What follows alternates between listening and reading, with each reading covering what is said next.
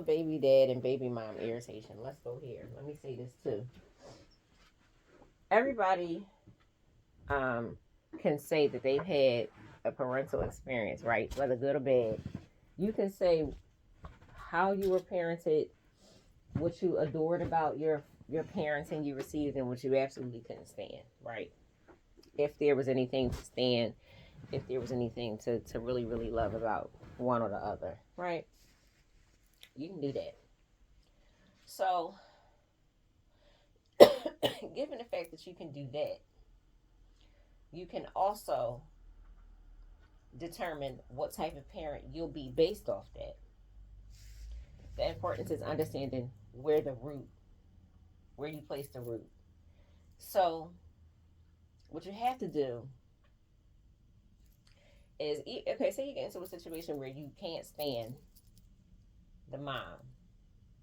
Most of the time, the majority of the time, that's what it's like.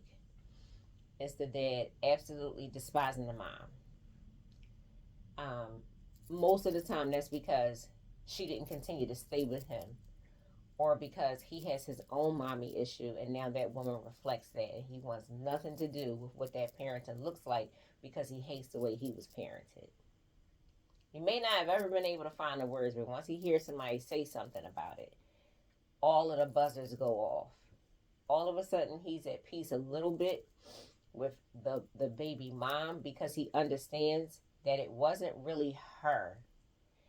It was the rooted issue in him with his torn relationship with his mom, and the baby mom or girlfriend showed what that issue was through intimacy, not on purpose, because she could be the most loving, understanding person and the most connected person to him. But because he doesn't see that she crossed paths with him to help him through this issue, he rejects her and starts treating her a certain way because he feels threatened that whatever happened in the past with him is going to show up again. And emotionally, being older now and not even know how to be a compass for yourself when it comes to emotions, you just shut down. He's going to take everything out on her. So, two things happen when this man doesn't verbalize how this feeling sets in him. A, he's going to have kids with her and take everything out on the kids. Or B, have kids with her and take everything out on her. And the kids are just going to be a bystander to anything that happens. Whether it's him directly dealing with the kid or whether it's him indirectly dealing with the mom. The issue is this. If you want to play competitive, and if you want to be on the defense about being a good parent. Be on the defense.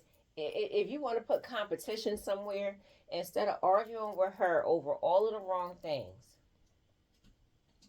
or moms in some cases, instead of arguing with him over all the wrong things, if you focus your energy on your children or child and know what they need, what are we competing at? Where's the win here?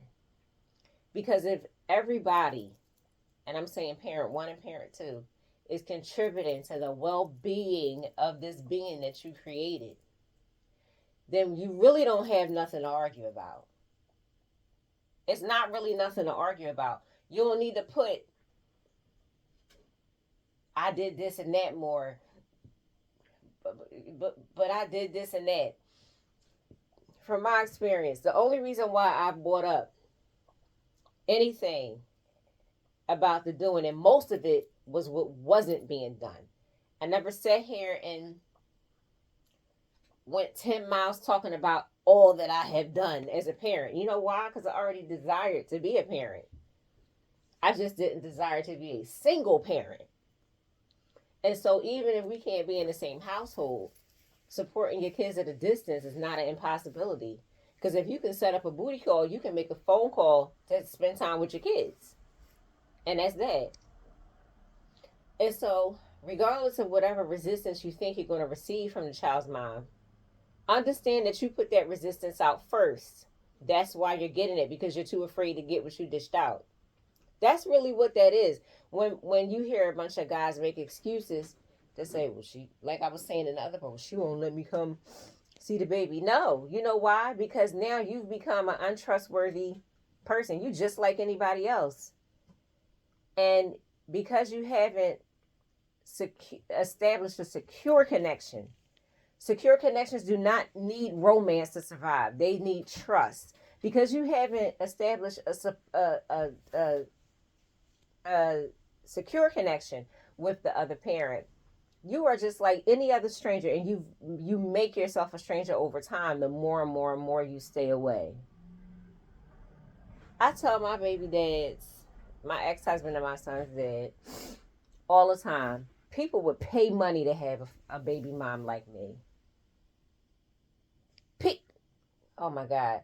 Because if there's anybody who can astral project and see how I am as a person, as a parent, as a mom, as a sister, and as a friend, and if you could see through me to see my desires of how well off I really want people to be harmoniously and just in their rhythm, just really killing it. Like, and I don't mean killing it, dying. I mean like really mastering themselves and mastering life.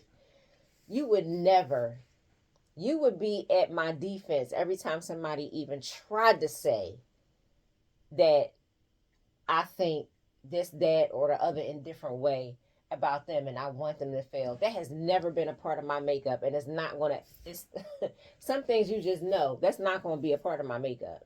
It just ain't. Those parts of the roots is right. The issue is taking those parts of the roots and applying it to my experiences with certain people and thinking that my thought form is supposed to apply to them because it's so strong. No, it has to be their thought too. And that's how the two thoughts coming into agreement create magic. So if you want to compete and be a magic parent, show up. Talk to your kids about everything that you needed when you were their age. Talk to your kids about everything that you needed when you were their age and how you want to be there for them. You don't need to talk about the other parent to make yourself feel better, because really what that's going to do is cause damage to the child. Because again, it goes back to something else I said about kids feeling like problems between adults is their fault, because they understand from a celestial place that they were created and they sit in the middle of the circumstance. And usually we understand the spider mentality. We understand that the center of the spider is the body of the issue. It's embodied. We understand that the legs will take it left, right, up, and down.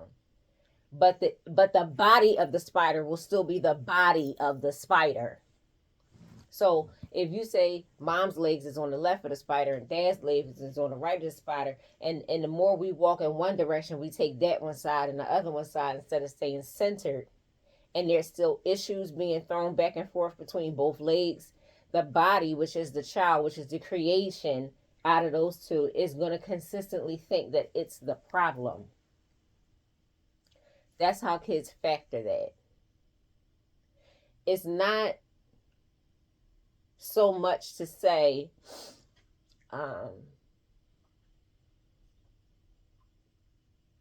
if they take one side or the other, they're better, because, or if they take one side over the other side, which one is better? Because kids just want their parents.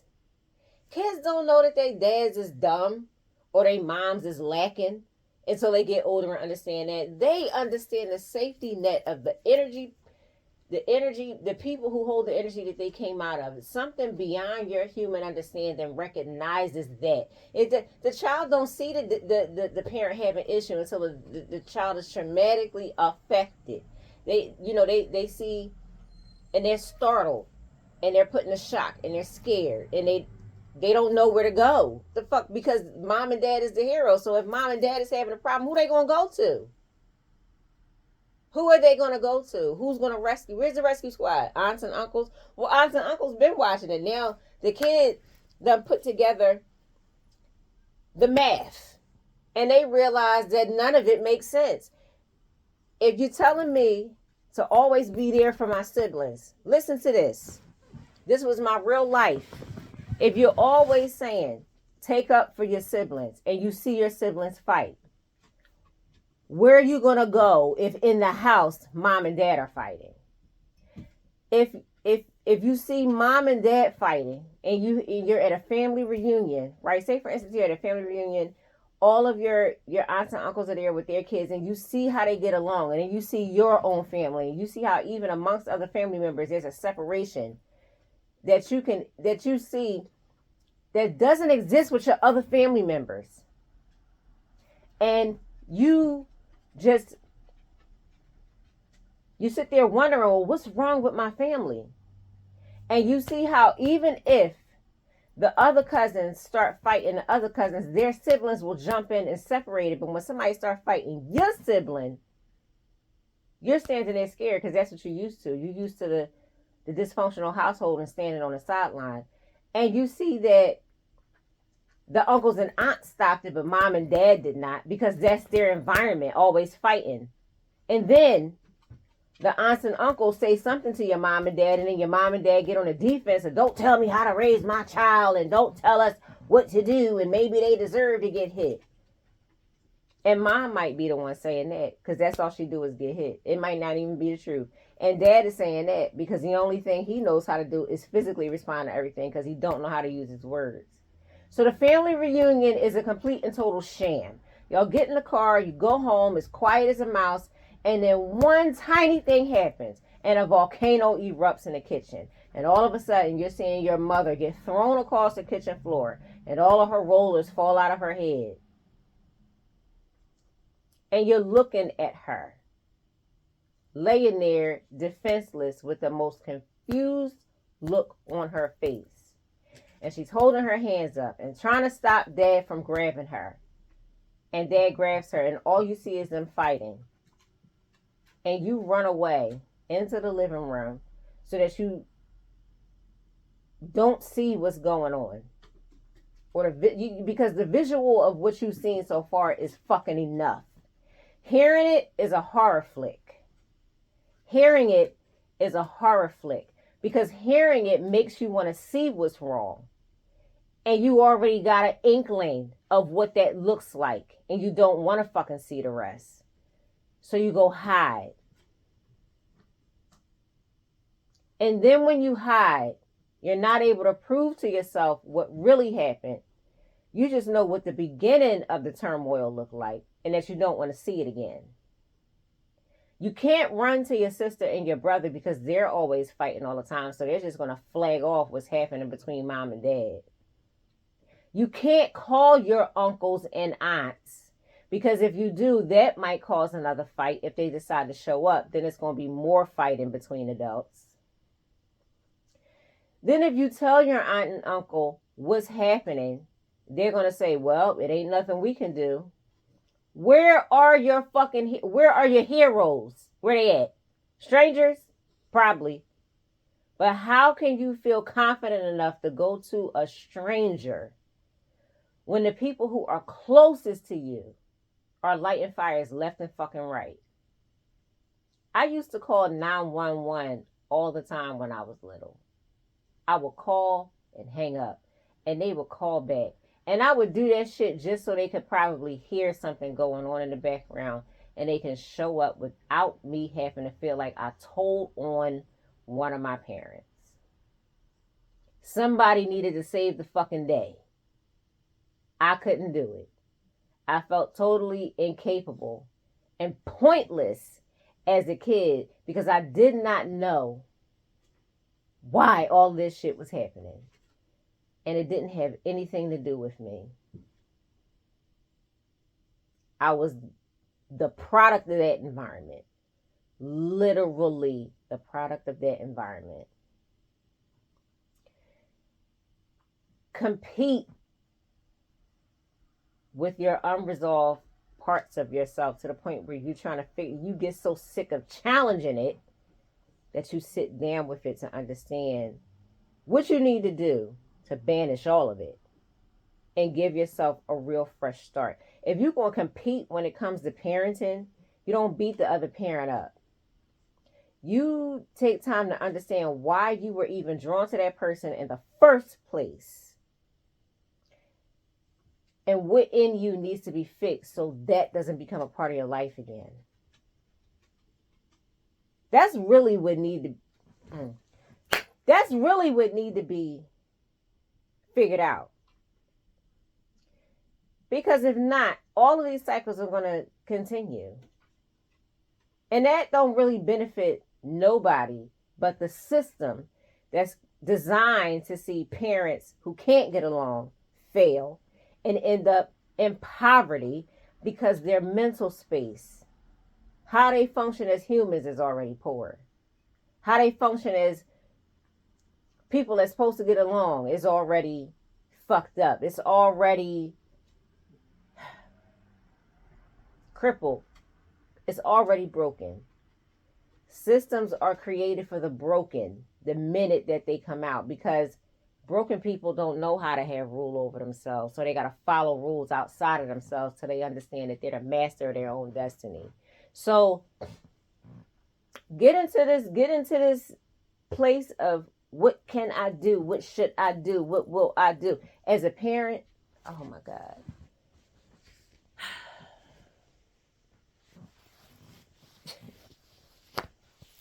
I don't even remember what the beginning of this video was about. All I know is the aggravation with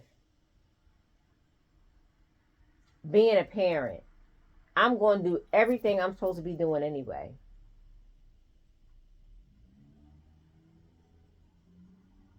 I'm going to do everything I'm supposed to be doing anyway.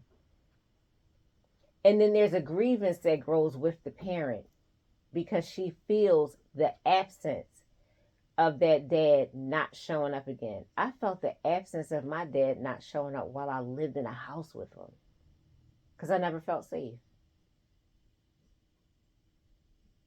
And you think that all these grown-ups out here doing this crazy shit comes from nowhere.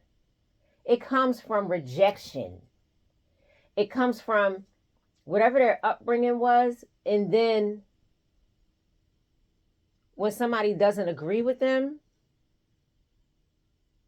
that's automatically rejection.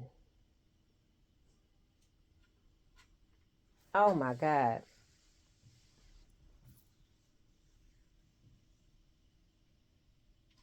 It's rejection. Most of us are dealing with the element of rejection.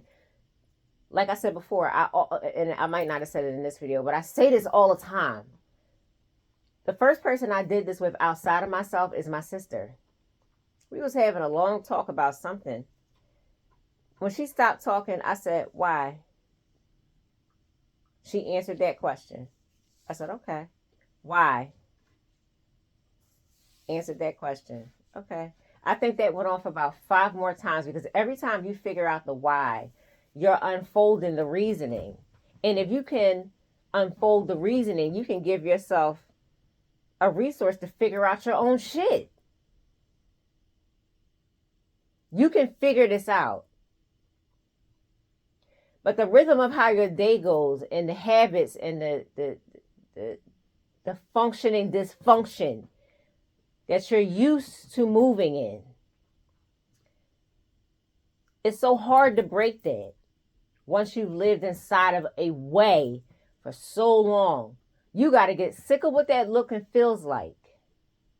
You got to get sick of what that looks and feels like, so that you can give yourself the opportunity to understand what you need to do differently, so you're not practicing in self-hate all the time. Because the bottom line is that's what that is. If you continue to get rejected all the time, you're going to think and feel like you're worthless. Nobody wants anything to do with you. Why are you here? What are you talking about? And you're going to feel like your worth means 0. And this is how people also get to the point of making their outward looking life speak for themselves, because the inside of them is so fucked up. So they got to put on this facade and present this part of them that's really non-existent. The inside of them is hurting. The one that you see fronting all the time, that's not them. And the people who get into intimate relationships with them find this out very quickly. You're looking at two different people embodied in one piece of flesh, and you see exactly what's wrong, and you have the resources to help them through, and they reject you because you saw them. This affects every single it affects every single part of your life, period. It affects it in a way where you expose it to some, and with others, they never see it. But you know it's there.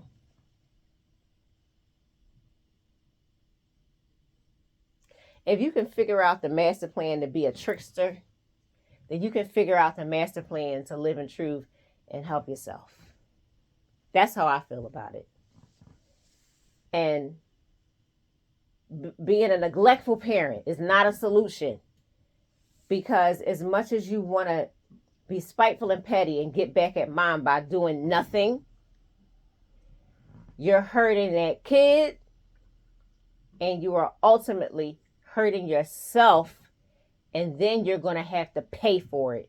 And that has absolutely nothing to do with the mom or the child or children. That has to do with you dishonoring your human privilege of having kids, and you not meeting that expectation because God gave you that power to recreate, and you spit in his face by not taking care of what he gave you.